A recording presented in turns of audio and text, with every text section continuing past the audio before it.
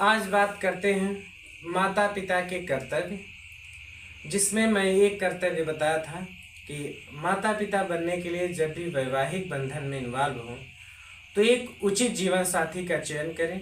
किस प्रकार किया जा सकता है मैंने संक्षिप्त में बताया है। आज बात करते हैं दूसरा कर्तव्य क्या होगा। अगर मैं दूसरे कर्तव्य की बात करूं तो दूसरा कर्तव्य आता है विवाह के बाद, मतलब गर्भाधान से पहले की तैयारी। एक शिशु को अपने उदर में लाने से पहले माता और पिता को क्या तैयारी करनी चाहिए, क्या उचित रास्ता होता है गर्भाधान करने का। तो मैं बात करता हूँ, अगर पुत्र पैदा करना है तो उससे पहले तैयारी करनी पड़ती है, क्योंकि अच्छी चीज़ करने के लिए आपको प्लान, समय और मेहनत दोनों लगती है। खराब चीज़ तो किसी भी तरीके से हो सकती है, कोई दिक्कत नहीं। अगर आपको अपना नेक्स्ट जनरेशन या कह सकते हैं देश का या कह सकते हैं विश्व का कल्याण के उद्देश्य से पुत्र पैदा करना है तो आपको कुछ कर्म करने पड़ेंगे जिनके लिए समय देना पड़ेगा। तो गर्भाधान से पहले माता पिता कर्म होना चाहिए कि कम से कम कुछ दिन तक पहले डिसाइड करें कि हमें किस प्रकार का पुत्र चाहिए।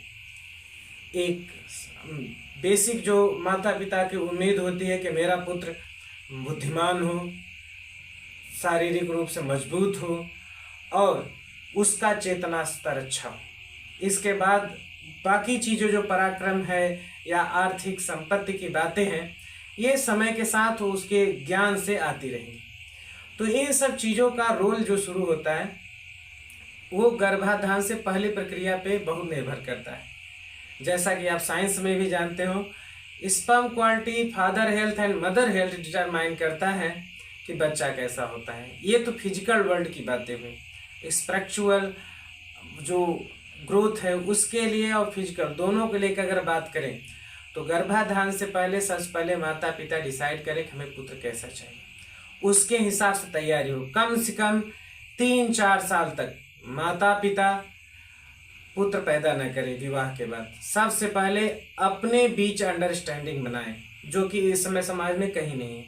सबसे पहले माता पिता के बीच विचारों का सहमति होना जरूरी है, नहीं तो पुत्र पैदा होगा, इनके विचार नहीं मिलेंगे, हमेशा लड़ाई झगड़ा होता रहेगा, तो उसका भी स्वभाव वैसा ही चिड़चिड़ा बनेगा, उसके भी संस्कार वैसे होंगे। सबसे पहले अपने अंदर एनालाइज करिए, कुछ कमी है या गुरु से मिलिए, जो मैं बताया था, जो वास्तविक गुरु होते हैं जो आपका मार्गदर्शन कर सकें, किस तरह की आदतें होनी चाहिए एक अच्छे माता पिता को, उनसे मिलिए। जब अंडरस्टैंडिंग आ जाए तो कम से कम 2 साल तक आप ब्रह्मचर्य का पालन करें। भोजन सात्विक हो। सात्विक भोजन मैं इसलिए कहता हूँ ताकि विचार की पवित्रता आए और आध्यात्मिक उन्नति करें। अपना पिता हो माता हो दोनों ध्यान योग करें, पूजा पाठ करें और सबसे ज़्यादा एक पुत्र का चाहे मेंटल डेवलपमेंट हो या फिजिकल डेवलपमेंट हो, दोनों चीज़ें ज़्यादातर माँ पे डिपेंड करती हैं। अब एक माँ को क्या करना चाहिए, सबसे पहले योग ध्यान करिए, आप स्पिरिचुअल मजबूत बनिए।